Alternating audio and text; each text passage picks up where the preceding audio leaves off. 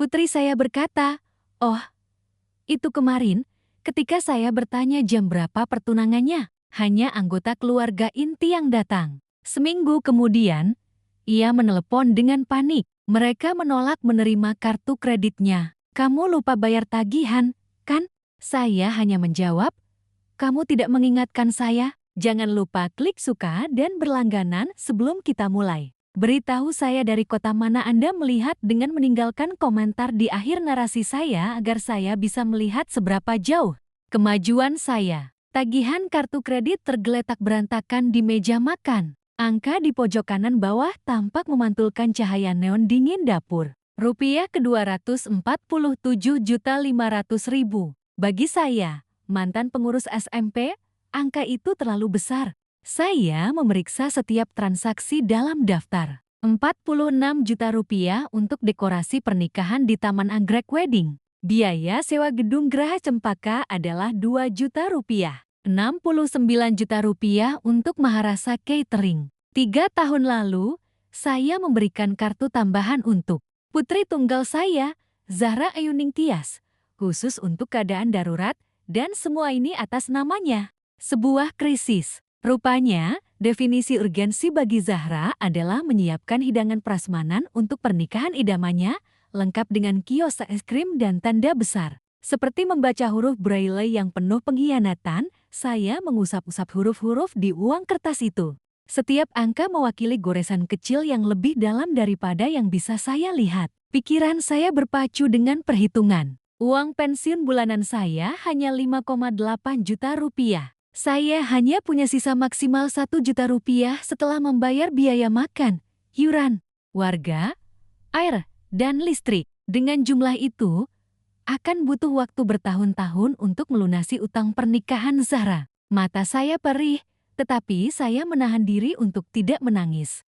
Meskipun harus mengeluarkan uang saya yang sedikit itu. Berusia 62 tahun seharusnya memberi saya kebijaksanaan untuk menghindari jebakan semacam itu. Seharusnya saya mengerti bahwa kasih sayang anak-anak seringkali datang dengan beban. Saya memandang sekeliling rumah yang terasa semakin luas setiap tahunnya. Luas bukan karena lega, melainkan karena hampa. Darmin, suami saya, telah tiada selama 4 tahun karena kanker paru-paru. Kursi rotan kesayangannya masih berdiri setia. Di sudut ruang tamu, menghadap jendela, seolah menunggu jasadnya kembali. Saya tak pernah memindahkannya, sebagian karena saya enggan berpisah dengan kenangan-kenangan itu, sebagian karena saya percaya bahwa berpegang teguh pada hal-hal yang familiar akan membuat saya tetap berada di masa ketika saya masih berarti bagi seseorang. Getaran ponselku di atas meja membuyarkan lamunanku. Layarnya menyala. Sebuah pesan dari Zahra. "Bu, bolehkah aku membeli kebutuhan mingguan? Aku pulang agak malam. Masih berurusan dengan vendor. Tidak ada yang istimewa." "Terima kasih, tidak ada yang istimewa." Kata itu terasa seperti duri kecil. Seolah-olah uang Rp24,7 juta yang tak kusadari telah lenyap dari rekeningku hanyalah hal biasa. Seolah-olah aku hanyalah seorang pembantu rumah tangga tanpa gaji. Aku meletakkan ponselku menghadap ke bawah, menatap tagihan lagi, mencoba menghitung berapa kali dalam hidupku aku berkata, "Ya, untuk permintaan anak-anakku." Bahkan ketika seharusnya tidak kulakukan, jauh lebih bijaksana. Pintu depan terbanting. Langkah kaki berat bergema di lantai kayu lorong. Aku tak perlu menoleh untuk tahu itu Jaka, putra sulungku yang kembali tinggal bersamaku 6 bulan lalu setelah perceraian kami. Katanya, ini hanya sementara sampai kami bisa berumah tangga. Di usia 34 tahun, aku tahu betul bahwa sementara bisa berarti bertahun-tahun. "Bu, bolehkah aku pinjam mobil malam ini?" Suaranya menggema dari lorong tanpa perlu mendekat. Aku ingin melihat apartemen Ratih di Ciledug. Ratih, pacar Jaka, seorang instruktur yoga berusia 26 tahun yang baru 3 bulan menjadi bagian dari hidupku, sudah memperlakukan rumahku seperti studio pribadinya. Setiap pagi, ia membakar dupa cendana di ruang tamu untuk bermeditasi. Asapnya membuat hidungku perih. Saat kusinggung, Jaka menyebutku kaku dan terlalu kuno. "Jaka, kemari sebentar." Panggilku dengan suara datar. Ia muncul di ambang pintu dapur, wajahnya sudah menunjukkan tanda-tanda ketidaksabaran. Rambutnya acak-acakan. Ia mengenakan kaos polos dan celana jin mahal yang, ironisnya, kubelikan untuknya di hari raya sebelumnya. Saat itu, aku masih percaya bahwa hadiah dapat menjembatani jarak. Ada apa, Bu? Aku sedang terburu-buru. Aku menunjuk tagihan di atas meja. Kau tahu tentang ini? Tatapannya cepat melirik, lalu kembali menatapku, seperti anak 10 tahun yang ketahuan mengintip toplesku. Tentang apa? Zahra pakai kartu kreditku untuk membayar biaya pernikahannya. 247 juta. Jaka mengangkat bahu. Iya, Bu, santai saja. Itu cuma uang. Lagi pula, Zahra lagi stres banget ngurus pernikahannya. Itu cuma uang. Suaraku meninggi. Itu dana daruratku, ya. Semua tabunganku untuk hal-hal tak terduga. Ya, anggap saja itu pinjaman. Dia pasti akan membayarnya. Lagi pula, ibu masih punya rumah, dan dia pensiun setiap bulan. Aman. Aku menatap anak laki-laki yang pernah kuselamatkan dari banjir sewaktu kecil, yang lututnya berulang kali kuplester, yang bisnisnya 2 kali gagal ku galang dana, dan yang sekarang hidup tanpa sewa. Menganggap remeh keamanan finansialku. Kapan Zahra bertunangan? Tanyaku tiba-tiba. Jaka membeku. Apa? Pertunangan? Makan malam keluarga. Aku tidak diundang. Kapan itu? Hening sejenak. Oh, kurasa sudah berakhir, Bu. Itu hanya hal kecil. Zahra suka keintiman. Kebohongan itu menggantung di udara. Berat, rasanya seperti menambah beban penolakan halus selama bertahun-tahun. Ulang tahun seorang cucu yang ku ketahui lewat Instagram, foto keluarga tanpa diriku dengan alasan, ibu tidak suka difoto. Mengerti? Tanya adikku pelan. Dan soal pernikahannya, apa aku diundang? Tentu saja. Jangan terlalu memaksa, Bu. Berlebihan. Seolah-olah ingin menghadiri pernikahan anakku sendiri adalah ambisi yang berlebihan. Kunci mobilnya ada di gantungan kunci, kataku akhirnya. Kembalikan sebelum tengah malam. Jaka meraih kunci dan melirik sebentar. Aku berharap dia akan meminta maaf, tetapi malah berkata, "Oh, ya, Ratih menginap malam ini. Kami akan berusaha untuk tidak ribut." Pintu terbanting lagi. Aku sendirian lagi, ditemani tagihan dan kenyataan pahit bahwa aku mulai menjadi orang asing di rumahku sendiri. Aku berjalan ke kursi Darmin dan duduk. Dari jendela, aku melihat Bu Dewi di seberang jalan sedang menyiram bunga. Anak-anaknya sedang bermain sepeda di garasi. Keluarga-keluarga lain tampak menjalani sore mereka seperti biasa. Ponselku bergetar lagi. Zahra.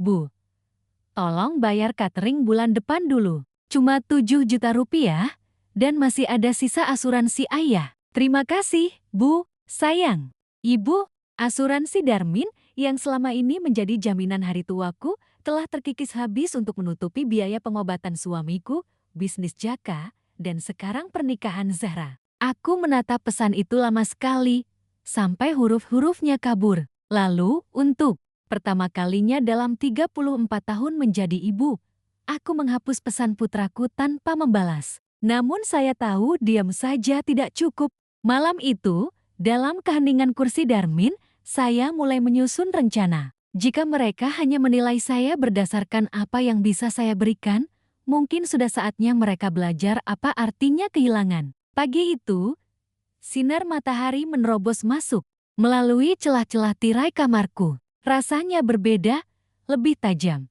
lebih tegas. Aku terbangun tanpa beban berat di dadaku, seperti roda di dalam diriku akhirnya mulai berputar lagi setelah bertahun-tahun tertahan. Jam dinding menunjukkan pukul 6. Aku sudah berpakaian sebelum sempat menemukan alasan untuk menunda. Hari ini bukan hari biasa. Hari ini adalah awal dari sesuatu yang kupikir mustahil. Mengambil kembali kendali atas hidupku. Langkah pertama, kartu kredit. Saya duduk di ruang makan, menyalakan ponsel, dan menghubungi nomor layanan pelanggan bank. Suara seorang wanita muda yang ramah menyapa saya. Selamat pagi, ada yang bisa saya bantu? Bu, saya ingin melaporkan transaksi yang tidak sah, kata saya tanpa ragu. Anak saya menggunakan kartu kredit saya tanpa izin dengan total 247 juta rupiah. Petugas itu terdiam sejenak sebelum menjawab dengan nada simpatik. Baik, Bu, kami bisa segera membekukan kartunya dan memulai penyelidikan. Baik, silakan lakukan.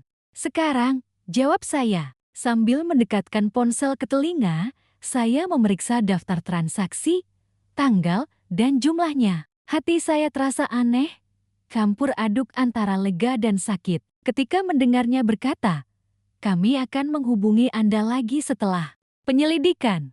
Tapi kalau terbukti, ada kemungkinan ini bisa menjadi masalah hukum. Saya pun mengerti. Saya mengerti, jawab saya. Dan saya pun mengerti. Langkah kedua, Ban. Saya menelepon cabang tempat saya menyimpan tabungan dan meminta agar nama Jaka dihapus dari daftar pemegang kartu tambahan.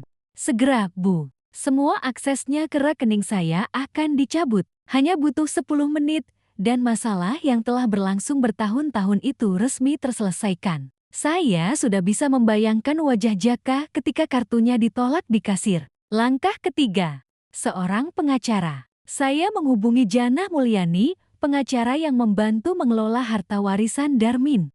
Bu Jana, saya perlu merevisi surat wasiat saya, dan ada juga masalah penggunaan kartu kredit tanpa izin. Suaranya terdengar terkejut sekaligus khawatir. Datang saja sore ini, Bu Santi. Kita bahas semuanya. Pukul 09.00, saya sedang duduk di mobil, berhenti sejenak di depan SMP negeri tempat saya menjabat kepala sekolah sebelum pergi. Gerbang masih ramai. Anak-anak berlarian membawa bekal makan siang. Guru-guru menyambut saya. Kenangan itu begitu tajam saat setiap hari seseorang menghargai kehadiran saya. Ponsel saya berdering lagi. Zahra. Nama itu terulang di layar. Saya membiarkannya masuk ke pesan suara. Ponsel itu berdering lagi. Pada panggilan keempat, saya menjawab. Bu, syukurlah Ibu menjawab. Ada apa dengan kartu kredit Ibu? Vendor dekorasi menelpon tadi. Katanya pembayaran rangkaian bunga ditolak. Kartu mereka dibekukan. Jawab saya datar. Apa? Kenapa? Pernikahannya tinggal 6 minggu lagi, Bu. Pembayaran gedung harus dilunasi Jumat ini. Aku tahu jadwalnya. Zahra. Hening sejenak. Lalu suaranya berubah manja. Nada yang sudah kukenal sejak ia remaja. Bu, tolong. Apapun masalahnya. Telepon saja Bang dan bilang, oke, kan, ini semua untuk pernikahanku. Ini bukan tanggung jawabku. Zahra, kataku. Aku tidak pernah membiarkanmu menghabiskan ratusan juta untuk pesta. Katamu kartu itu untuk keadaan darurat. Kalau vendor tidak dibayar, kita kehilangan segalanya. Itu baru darurat. Keadaan daruratmu bukan urusanku, jawabku. Pernikahan itu pilihan. Dan kalau darurat, seharusnya 247 juta yang dibicarakan dulu. Keheningan panjang menyelimuti mereka. Lalu ia berkata pelan, kau kejam sekali. Ini pernikahan putrimu sendiri. Apa kau tidak ingin aku bahagia? Pertanyaan itu, yang telah memakuku ke dinding selama puluhan tahun, tidak berhasil kali ini. Aku ingin kau belajar membiayai kebahagiaanmu sendiri. Aku menutup telepon sebelum ia sempat menangis di telingaku. Telepon langsung berdering lagi, tetapi kumatikan. Sore itu, saya mampir ke toko perkakas. Seorang pria tua membantu saya memilih kunci baru untuk pintu depan dan belakang. Memasang kuncinya tidak sulit, Bu. YouTube punya semua petunjuknya, katanya sambil tersenyum. Begitu sampai di rumah, saya melihat mobil Jaka di garasi. Aroma dupa tercium dari dalam. Rati sedang meracik jus di dapur. Jaka duduk di meja makan, sibuk mengatur teleponnya. Bu, saya tidak bisa pakai kartu ATM saya, kata Jaka tanpa mendongak. Zahra juga panik karena penjualnya menelponnya. Katanya karena ibu. Benar, jawab saya. Saya sudah mencabut akses ibu ke akun saya. Saya juga tahu tentang Zahra. Rati berhenti mengaduk jus. Rambutnya berkilau terkena sinar matahari. Astaga, Bu Santi, kami kaget sekali. Jaka pikir ibu sakit atau apa, lalu tiba-tiba mengambil keputusan aneh seperti itu. Keputusan aneh dari seorang perempuan yang bahkan tidak membayar listrik di rumah ini. Ratih, kataku pelan tapi tegas, tolong bereskan barang-barangmu. Ibu sudah tidak tinggal di sini lagi. Ia terkekeh. Serius, Bu? Kenapa? Karena ini rumahku dan ibu bukan bagian darinya. Jaka langsung berdiri. Wajahnya memerah. Bu, jangan keterlaluan. Ratih itu pacarku. Dia berhak di sini. Tidak lagi karena kartu kredit itu. Ayolah, Bu, Zahra pasti akan membayar. Dia selalu begitu, kan? Kapan terakhir kali dia membayar? Uang asuransi kuliah, uang sewa rumah pertama, pinjaman untuk gelar masternya, semuanya akan dibayar. Ya, itu tugas orang tua, Bu. Tidak, dulu itu tugasku. Tidak lagi. Ratih menundukkan kepalanya. Aku mau ke mobil, katanya sambil mengambil matras yoga dan tasnya. Jaka menunjuk ke arah pintu. Kalau Ratih pergi, aku juga. Dulu, ancaman itu sudah cukup membuatku menundukkan kepala. Kali ini, aku hanya berkata, itu pilihanmu. Tapi kalau kamu keluar, jangan kembali kapanpun kamu mau. Kamu nggak serius. Aku serius banget, ya. Ada sesuatu yang berubah di wajahnya. Rasa percaya diri yang biasanya ia tunjukkan memudar. Bu, ayo kita bicarakan. Tidak perlu. Ibu punya pilihan dan waktu untuk memutuskan sekarang. Ratih menunggu di mobil, mesinnya menyala. Jaka menatapku lama, lalu pergi, membanting pintu begitu keras hingga gelas di atas meja bergetar. Aku menyesap kopiku yang sudah dingin. Keheningan yang tersisa di rumahku kali ini terasa lebih seperti sebuah pernyataan daripada kehilangan. Dan saya tahu langkah selanjutnya adalah memasang kunci baru sebelum sore. Pukul 3 sore, kunci baru dipasang di pintu depan dan belakang. Saya memutarnya 2 kali, mendengar bunyi klik yang tegas dan stabil. Bunyinya seperti titik dalam kalimat panjang yang tak berujung, penutup sebuah bab panjang. Saya menyimpan 1 kunci di saku. Kunci lainnya saya simpan di kotak perhiasan di kamar saya. Tepat di sebelah cincin kawin Darmin. Sore itu, saya bersiap menuju kantor Janah Mulyani. Kantornya terletak di pusat kota, sebuah rumah tua yang disulap menjadi ruang kerja dengan rak-rak penuh map dan aroma kertas dan kopi tua yang masih tercium. Janah menyambut saya di pintu. Dengan senyum yang sama seperti bertahun-tahun lalu ketika ia membantu saya mengelola perkebunan Darmin. Santi, apa kabar? Tanyanya, mempersilahkan saya duduk di kursi di depan meja kerjanya yang mengkilap. Aku menarik napas dalam-dalam. Sejujurnya, ini kacau. Tapi itulah alasanku di sini. Aku mulai menceritakan semuanya. Tagihan kartu kredit. Zahra yang menggunakan kartu tambahan, Jaka yang menggunakan rekening sesuka hatinya, pengabaian, dan pengucilan dari acara keluarga. Kata-kata itu mengalir deras, seperti air yang terlalu lama tergenang di bendungan. Janah menunduk, mencatat, sesekali mengangguk. Sudah berapa lama ini terjadi? Bertahun-tahun. Tapi semakin parah sejak Darmin meninggal. Mereka lebih menganggapku sebagai sumber dana daripada seorang ibu. Soal kartu kredit, secara hukum, ini bisa dianggap penipuan, atau dia menatapku tajam, penyalahgunaan keuangan orang tua. Aku tidak ingin anak-anakku dipenjara, selaku cepat. Aku hanya ingin mereka tahu ada konsekuensinya. Baiklah, mari kita mulai dengan surat wasiat. Sekarang, bagaimana pembagian warisannya? Rumah dan aset dibagi 2. Setengah untuk Zahra, setengah untuk Jaka. Sisa tabungan pensiun dan asuransi juga dibagi rata. Jaka adalah pelaksana wasiatnya. Janah mengangkat sebelah alisnya. Mau mengubahnya? Ya, saya ingin separuh aset saya, termasuk rumah, disumbangkan ke yayasan baca tulis tempat saya pernah menjadi sukarelawan, ke penampungan hewan, dan ke panti jompo. Sisanya akan dibagi setelah mereka mengembalikan uang yang mereka pinjam. Dan saya ingin Bu Janah menjadi pelaksana wasiat. Janah menulis cepat. Oke, dan apakah rekening bersama itu aman? Oke, Jaka tidak bisa mengaksesnya lagi. Kartunya sudah tidak berlaku. Bagus, tapi aku harus bertanya, apa kau siap dengan reaksi mereka? Mereka tidak akan diam saja. Seolah menjawabnya, ponselku bergetar di dalam tas. Itu Zahra lagi. Aku menolak panggilannya. Mereka menelpon seharian. Kataku, Jaka sudah keluar rumah bersama pacarnya. Dan apa kau siap? Aku menatap Janah, merasakan beratnya pertanyaan itu. Aku takut sendirian, takut ditinggal anak-anakku. Tapi ketakutan itu telah menjebakku dalam siklus yang tidak sehat. Kali ini, ya, aku siap. Janah tersenyum tipis.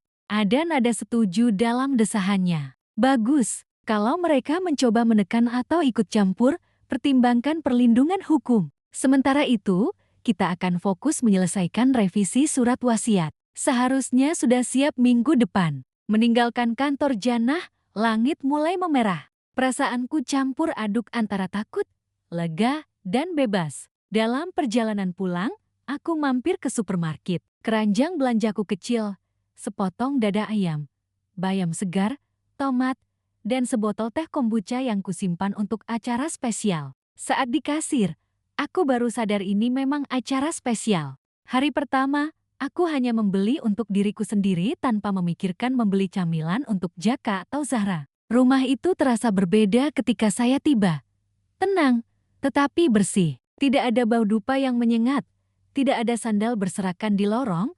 Tidak ada suara televisi menyala tanpa pemirsa. Tepat ketika saya mulai menyiapkan makan malam, ketukan pelan terdengar di pintu belakang. Dari jendela, saya melihat seorang perempuan seusia saya yang saya kenal hanya dari anggukan di jalan. Ibu Dewi Kartikasari, tetangga saya 2 rumah dari bawah.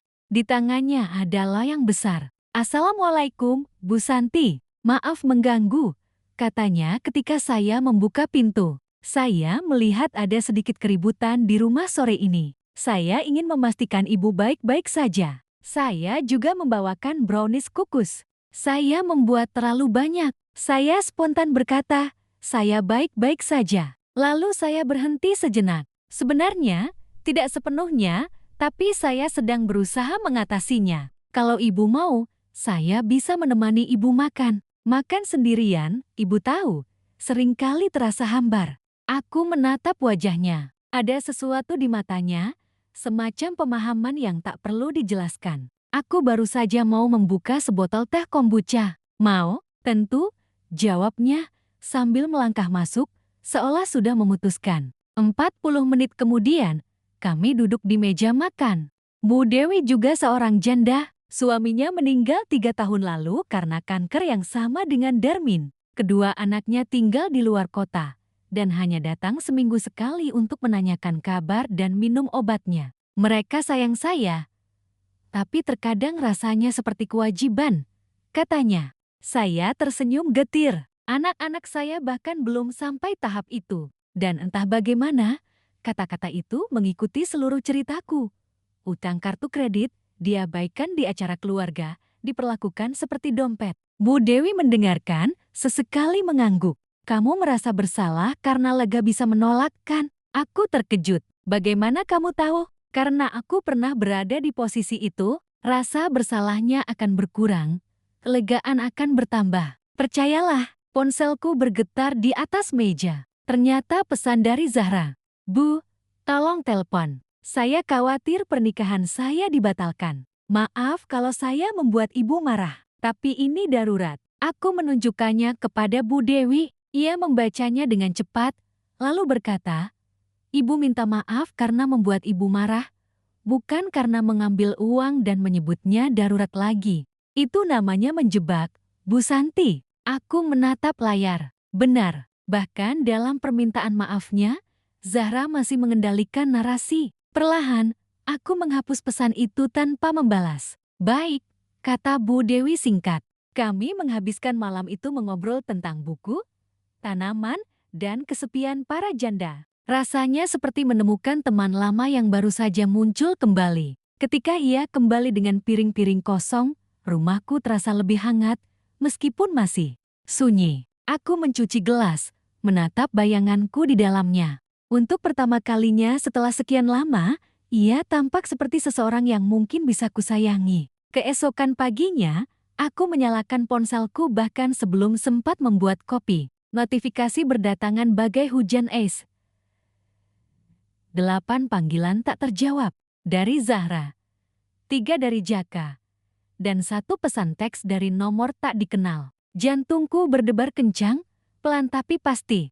Aku tahu ini bagian dari gelombang berikutnya, tekanan yang mereka harapkan akan membuatku menyerah. Sekitar pukul 10, sebuah mobil berhenti di depan rumah. Dari jendela, saya melihat Zahra duduk di teras, mengenakan pakaian yang sama seperti kemarin. Rambutnya berantakan, riasan matanya luntur. Ia memeluk lututnya, tatapannya kosong menatap jalan. Saya sengaja meluangkan waktu, merebus air, membuat roti panggang, memandangi taman depan dari dapur. Baru jam 10 lewat 30 menit saya keluar untuk membuka pintu. Selamat pagi, Zahra, sapa saya. Kamu kelihatan lelah sekali. Dia bangkit perlahan. Bu, aku sudah di sini sejak pukul 5. Aku belum tidur semalaman, aku tidak bisa makan. Pernikahan ini hancur. Aku tidak mengerti kenapa ibu begitu kejam. Aku tidak melakukan apapun padamu,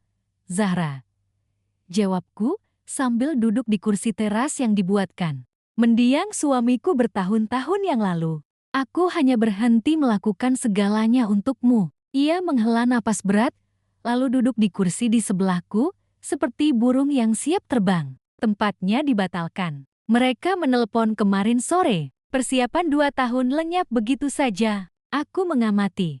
Wajahnya, wajah yang bisa berubah menjadi wajah anak-anak kapanpun ia butuh simpati. Apakah Dimas tahu tentang ini? Tanyaku. Belum. Aku belum siap menjelaskan. Dia pikir semuanya sudah beres. Mama, kumohon, sekali ini saja, bantu aku menyelesaikannya. Setelah itu, aku janji, sekali ini saja, salah saya adalah kata yang selalu kau ucapkan setiap kali kau meminta sesuatu selama 10 tahun terakhir.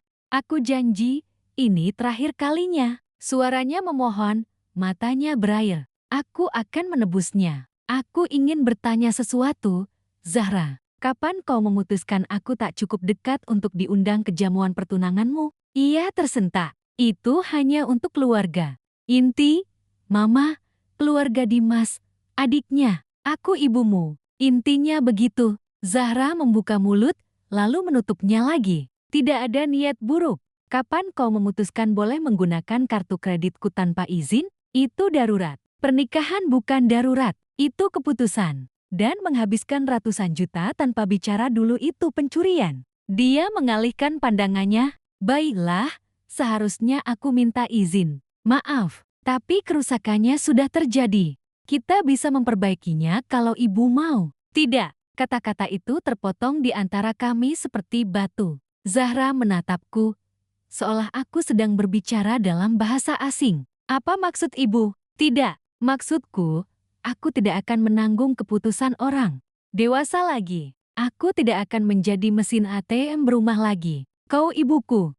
Bukankah seharusnya orang tua aku sudah menjadi orang tua selama 31 tahun? Zahra, dan selama itu, aku telah menunjukkan cinta tanpa syarat kepadamu, bahkan ketika itu berarti mengorbankan diriku sendiri. Tapi itu mengajarimu untuk melihatku sebagai sumber da'a, bukan manusia. Air matanya bukan lagi air mata yang manja. Nada suaranya telah berubah menjadi lebih marah. Jati, ini semua tentang uang. Kau ingin aku gagal? Ya. Kau ingin aku menikah di KUA? Kau ingin semua orang tahu aku tidak mampu. Aku ingin kau menikah dengan harga yang kau mampu. Ponselku bergetar di saku. Ternyata pesan dari Bu Dewi, kalau kau butuh teman bicara, aku pulang. Kopi hangat sudah siap. Sederhana, tapi rasanya seperti jangkar yang menahanku dari arus manipulasi. Aku ingin kau pergi sekarang, Zahra, kataku sambil berdiri. Kau boleh kembali kalau mau bicara seperti orang dewasa. Ia pun berdiri, wajahnya memerah. Dewasa, orang dewasa yang tega meninggalkan anaknya di jalanan. Kau janda kesepian yang suka bikin onar. Suatu hari nanti, kau akan mati sendirian dan itu salahmu sendiri. Kata-kata itu menusukku, tetapi tanganku tetap dikenop pintu. Selamat tinggal, Zahra. Ia mencoba menahanku. Bu, tunggu. Tapi aku sudah menutup dan mengunci pintu. Ketukan dan panggilan dari luar terus berlanjut selama beberapa menit, terkadang diiringi isak tangis, terkadang umpatan. Akhirnya, suara mesin mobil menyala. Aku mengintip keluar jendela, memperhatikannya duduk di dalam mobil cukup lama, lalu pergi. Saya belum sempat bernapas lega ketika pukul 12 siang. Tamu berikutnya tiba. Jian, mantan istri Jaka, berdiri di beranda dengan ekspresi ragu. Halo, Bu Santi. Jaka yang meminta saya datang ke sini. Katanya ada masalah keluarga besar.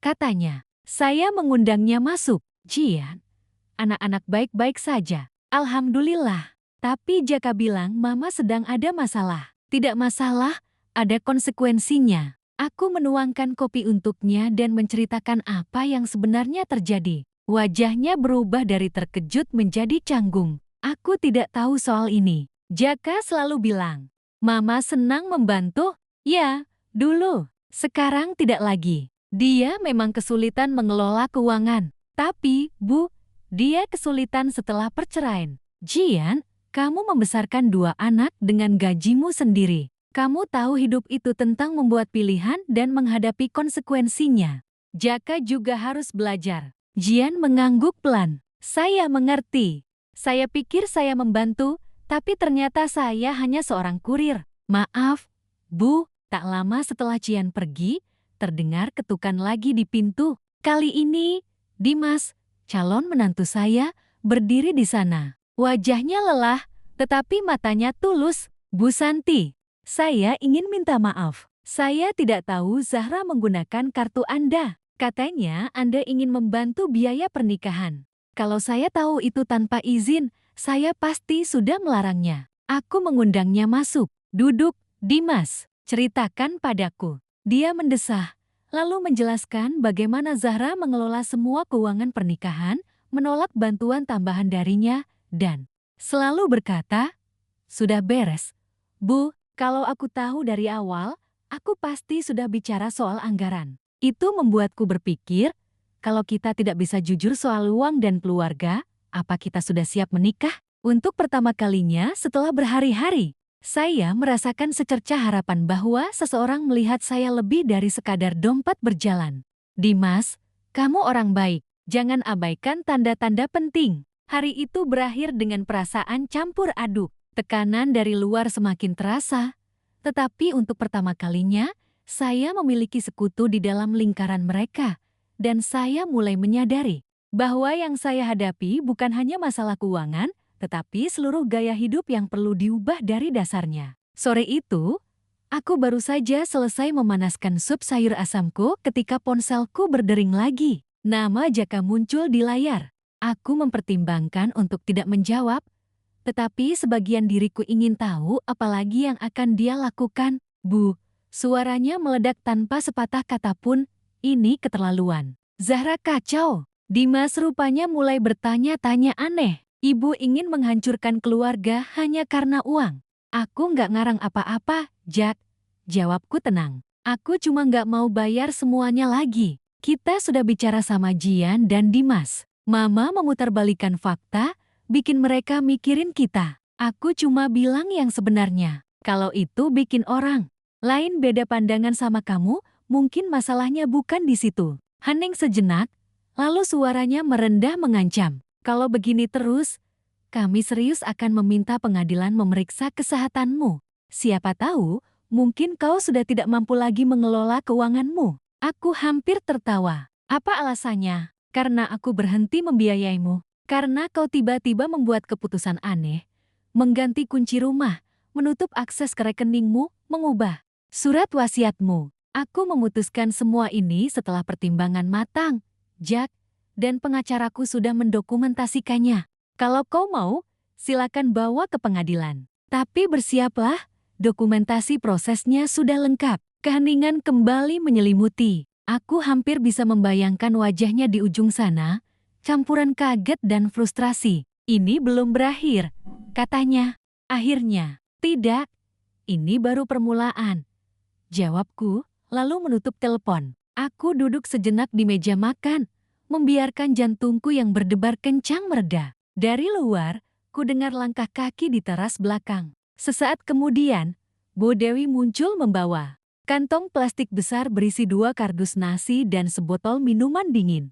Bu Santi kelihatan tegang, katanya sambil masuk. Aku menjelaskan ancaman Jaka. Bu Dewi hanya mengangkat sebelah alis, lalu berkata, "Ini amatiran. Mereka baru saja kehilangan akses ke sumber daya, jadi mereka pasti panik." Pertanyaannya, siapkah ibu untuk ini menjadi permanen? Pertanyaan itu menggantung di udara. Aku menatap meja, mengingat kembali kata-kata Zahra pagi ini, tatapan Jaka kemarin, dan puluhan momen lain ketika aku menukar kebahagiaanku sendiri demi kenyamanan mereka. Ya, jawabku akhirnya. Kalau memang harus permanen, aku siap. Bu Dewi tersenyum tipis. Kalau begitu, bertahanlah. Kejutan ini akan mereda. Dan saat itu terjadi, aku akan merasa lebih ringan.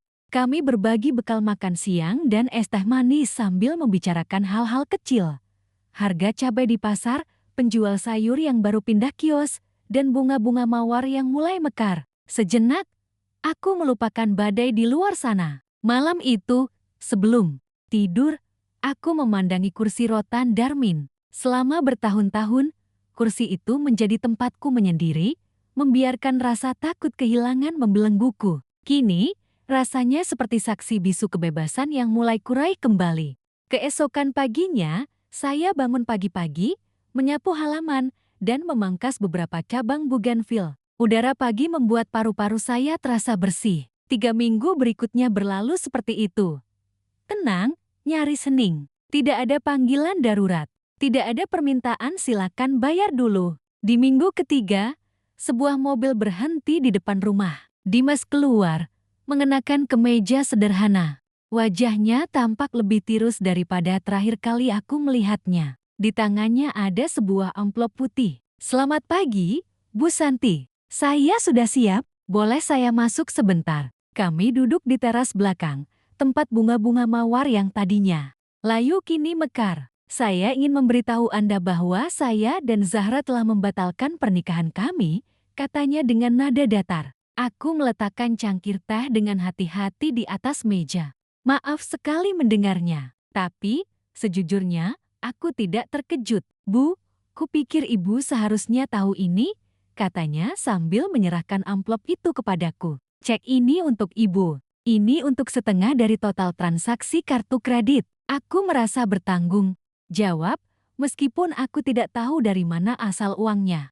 Aku menatap angka-angka di kertas itu. "Dimas, ini bukan salahmu. Kau tidak perlu. Aku yang harus melakukannya, Bu, karena sebagian uangnya digunakan untuk acara yang seharusnya aku dene. Zahra tidak tahu aku di sini.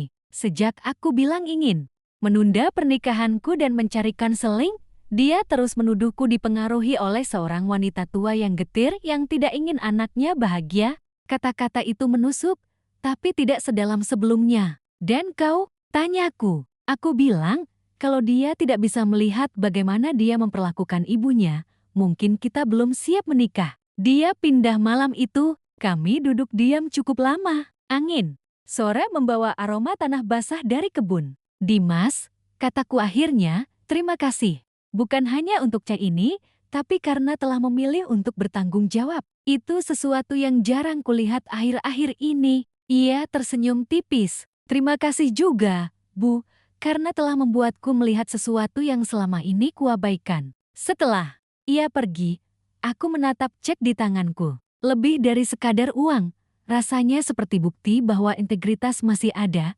meskipun bukan berasal dari putraku sendiri. Dan entah bagaimana, aku tahu badai belum berakhir. Ada satu kunjungan lagi yang pasti akan datang. Pertanyaannya, kapan?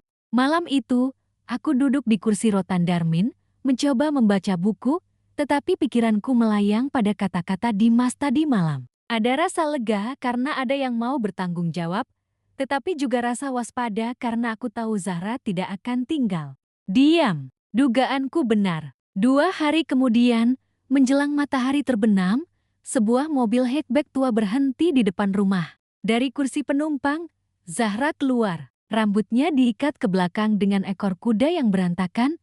Wajahnya polos, pakaiannya kusut. Di belakangnya, seorang perempuan muda keluar. Aku tahu dari rambutnya dan ranselnya yang kusut bahwa ini pasti Melati, teman sekamarnya. "Bu," kata Zahra dari bawah tangga teras, suaranya tegang. "Kita perlu bicara." "Selamat malam, Zahra." "Selamat malam juga," kataku sambil menatap Melati. Oh, ini Melati. Aku tinggal di apartemennya sebentar, kata Zahra cepat, lalu menoleh ke temannya. Bu, tunggu di sini. Melati gugup. Mungkin aku di mobil saja, katanya. Sambil mundur, Zahra melangkah mendekat. Bu, aku tidak punya tempat tinggal. Aku ingin pulang. Kata-kata itu terngiang di udara. Aku tahu ini polanya. Setelah semua pintu lain tertutup, ia akan kembali ke pintu yang selalu terbuka. Tidak, jawabku pelan. Ia menatapku. Apa maksudmu, Bu?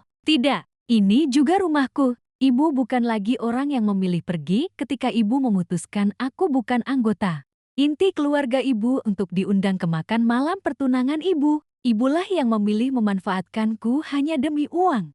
Ya ampun, Bu, ini semua salah paham. Maafkan. Maaf pakai kartu kredit ibu. Maaf nggak ngajak ibu makan malam.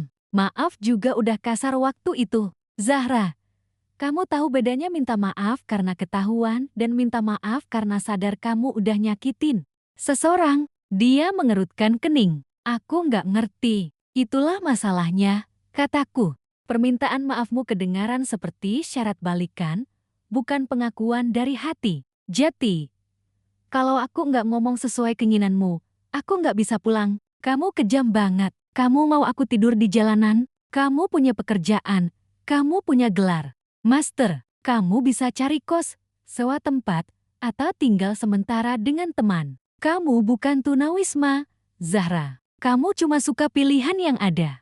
Air mata menggenang di matanya, tetapi tatapannya tajam. Kalau begitu kita putus. Kita bisa menjalin hubungan, tapi akan berbeda berdasarkan rasa saling menghormati, bukan ketergantungan finansial. Dan kalau aku tidak bisa, itulah jawabannya. Zahra terdiam cukup lama, seolah mencoba memahami bahwa kali ini pintunya tidak akan terbuka otomatis.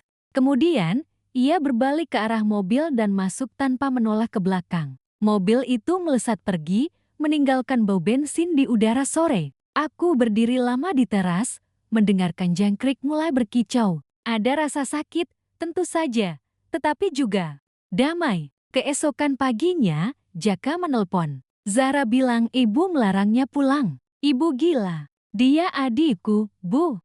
Dia sudah dewasa, Ja. Dia sudah membuat keputusannya, dan sekarang dia menanggung akibatnya. Ini kehancuran keluarga. Jika ibu terus seperti ini, kita berdua tidak akan kembali. Kalau itu pilihanmu, aku terima saja. Aku hanya berusaha mencegah kehancuran diriku sendiri demi melindungi keluarga yang hanya ada saat mereka butuh uang. Keheningan panjang menyelimuti mereka. Lalu, Jaka berkata lebih pelan, bagaimana kalau kita ganti, kembalikan uangnya?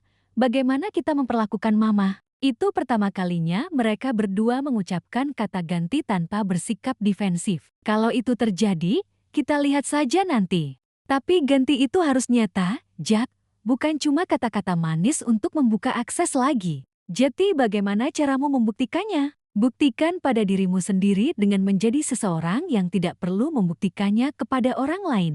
Aku menutup telepon, duduk di kursi Darmin, dan memandang keluar jendela. Di taman, mawar-mawar mulai mekar lebih banyak, seolah tahu badai telah berlalu. Beberapa menit kemudian, sebuah pesan dari Bu Dewi masuk. Ngopi sore bareng pengantin. Baru dari komplek perumahan. Kayaknya ngobrolnya seru nih. Aku tersenyum. Baik, Bu, saya ikut.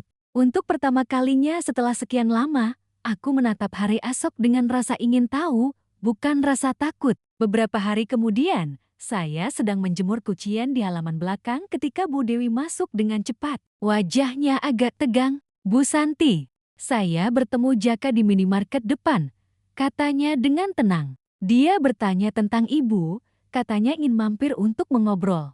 Tapi tatapannya tidak menunjukkan kedamaian. Aku hanya tersenyum tipis. Kalau dia datang, aku siap. Sore itu, benar saja, suara motor berhenti di depan rumah. Terdengar ketukan keras di gerbang. Aku mengintip lewat jendela. Jaka berdiri dengan kaos lusuh, topi hitam, dan wajah tegang. Aku membuka pintu sedikit, cukup untuk berdiri di ambang pintu. Ada apa, Jak? Bu, ini tidak bisa terus seperti ini, katanya tanpa pamit. Zahra dan aku ingin berkompromi. Kami tidak meminta ibu untuk kembali seperti dulu, tapi kumohon setidaknya biarkan kami tinggal di sini sampai keadaan membaik. Bukan? Jawabku langsung. Kenapa? Ini rumah keluarga. Aku anak mama. Rumah ini hasil kerja keras mama dan almarhum ayahmu. Dan sekarang, disinilah mama tinggal dengan tenang. Kamu tidak bisa datang begitu saja saat butuh tempat berteduh. Jaka menatapku lama, lalu berkata, kalau ibu khawatir soal uang, aku bisa bantu bayar tagihan listrik atau belanja. Yang penting kita punya tempat tinggal. Bantuan bayar tagihan bukan solusinya, Ja. Yang aku butuhkan adalah ibu membangun hidup sendiri, bukan bergantung pada orang lain.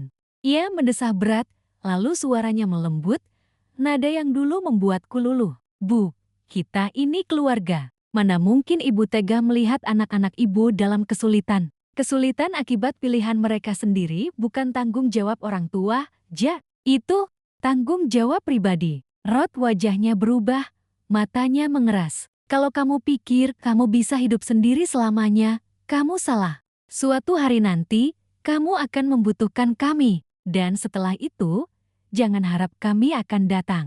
Aku mengangguk pelan. Kalau itu pilihanmu, aku akan menerimanya. Ia terdiam, mungkin tak menyangka aku akan bereaksi seperti sebelumnya. Tanpa sepatah kata pun, ia berbalik, membuka gerbang, lalu pergi dengan motornya, meninggalkan jejak debu di jalan. Aku menutup pintu pelan-pelan. Di dalam rumah, udara tetap tenang, seolah badai baru saja berlalu, tetapi belum berhasil menembus dinding. Malam itu, saya duduk di ruang tamu merajut selendang.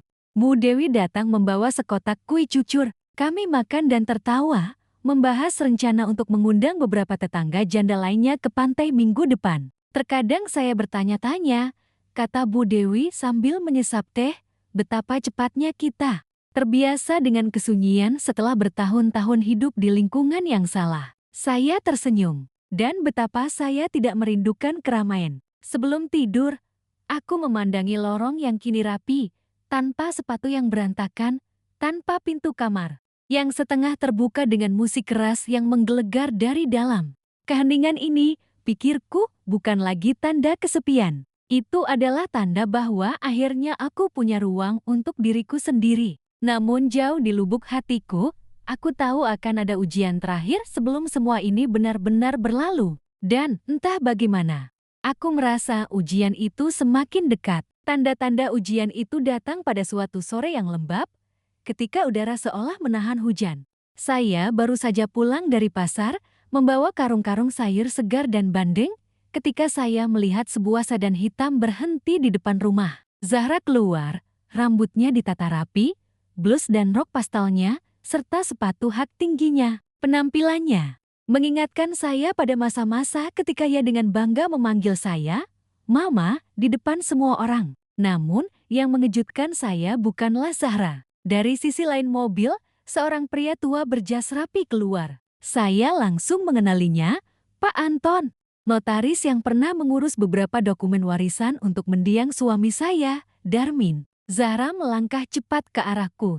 Mama, kita perlu bicara. Aku membawa Pak Anton agar semuanya jelas. Aku menatapnya tanpa bergerak. Jelas tentang apa? Pak Anton tersenyum sopan. Bu Santi, Zahra memintaku menjelaskan konsekuensi dari perubahan surat wasiat yang baru saja Ibu buat. Aku mengangguk. Ya, perubahannya sah, Pak. Ibu Janah Mulyani yang menanganinya. Bu, Zahra menyela, suaranya meninggi. Kenapa ibu mengubah surat wasiat ibu tanpa memberitahu Jaka dan aku? Separuh rumah untuk yayasan, uang asuransi untuk panti jompo, itu aset keluarga. Itu asetku.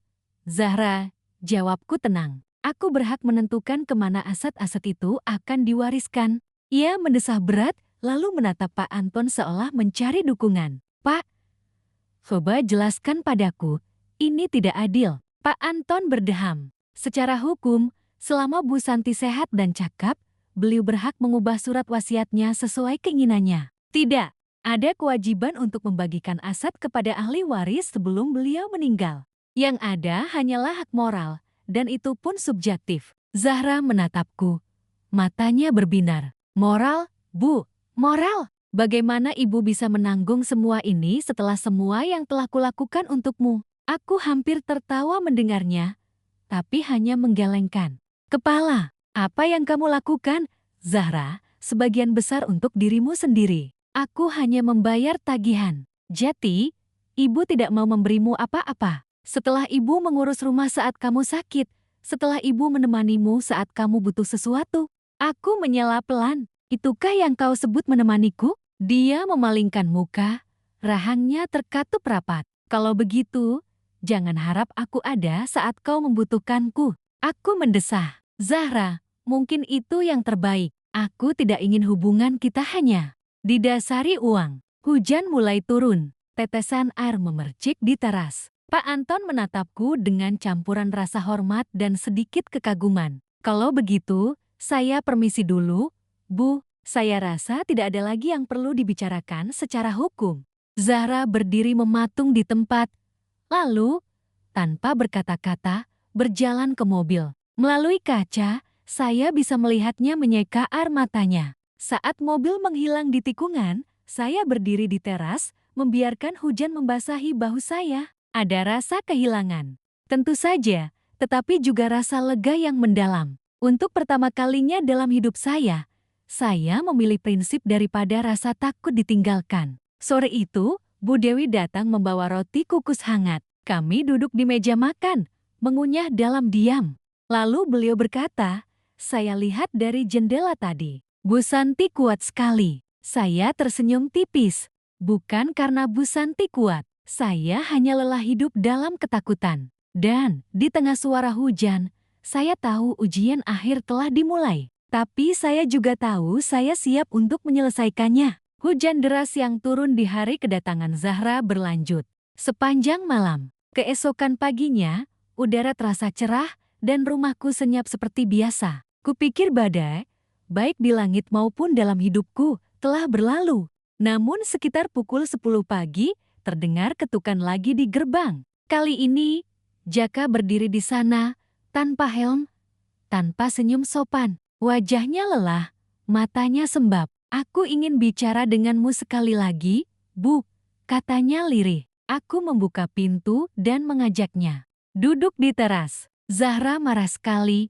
Lanjutnya, dia bilang Mama memilih berdonasi ke orang asing daripada anaknya sendiri. Mama tidak akan pernah memaafkannya. Dan aku tidak tahu harus berpihak kemana. Aku menatapnya lama. "Kamu tidak harus berpihak, Jak. Kamu hanya harus memilih hidupmu sendiri." Dia mengangguk, menunduk. Aku sadar, selama ini aku hanyalah seorang penumpang gelap. Bukan hanya di rumahmu, tapi juga di hidupmu. Selalu berharap kau akan mengisi kekosongan yang kubuat saat kau pergi. Aku marah karena aku sendiri tak tahu bagaimana mengisi kekosongan itu. Kata-kata itu membuat dadaku sesak, bukan karena rasa sakit, melainkan rasa lega yang aneh. Itu kesadaran yang tak semua orang miliki, Jak. Dia menarik napas dalam-dalam. Aku tidak tahu kapan aku akan benar-benar berubah, tapi aku bersedia mencoba. Dimulai dengan mencari kos sendiri, membereskan barang-barangku, dan melunasi utangku. Aku mengangguk. Itu langkah awal yang bagus. Aku tidak butuh ibu untuk sempurna. Aku hanya butuh ibu untuk bertanggung jawab. Jaka berdiri dan menatapku sejenak. "Terima kasih, Bu. Dan maaf." Setelah dia pergi, aku duduk di beranda, menatap jalanan yang mulai mengering. Ada kesepian yang berbeda kali ini, bukan kesepian karena ditinggalkan, melainkan kesepian yang memberiku ruang untuk bernapas. Sore itu, Bu Dewi datang membawa 2 tiket bus. "Minggu depan, kita akan ke pantai. Kamu, aku, dan 2 janda dari kompleks sebelah. Kita akan menyewa rumah singgah, memasak bersama, dan jalan-jalan pagi di atas pasir." "Siap," aku terkekeh. "Siap." Minggu berikutnya, saat bus meninggalkan kota, saya duduk di dekat jendela. Jalanan berubah dari beton menjadi hamparan sawah hijau. Kemudian, aroma laut mulai tersium. Di kursi sebelah saya, Bu Dewi sibuk membagikan keripik singkong kepada kami. Saya menatap keluar, membiarkan angin asin masuk melalui celah-celah kaca. Jauh di lubuk hati, saya tahu hidup saya takkan pernah sama lagi. Mungkin Zahra takkan menelepon untuk waktu yang lama. Mungkin hubungan kami akan tetap retak. Namun saya juga tahu saya telah memilih hidup yang tak lagi diliputi rasa takut. Dan di tengah suara tawa Bu Dewi dan deburan ombak di kejauhan, saya menyadari sesuatu. Saya belum selesai, tetapi saya bebas.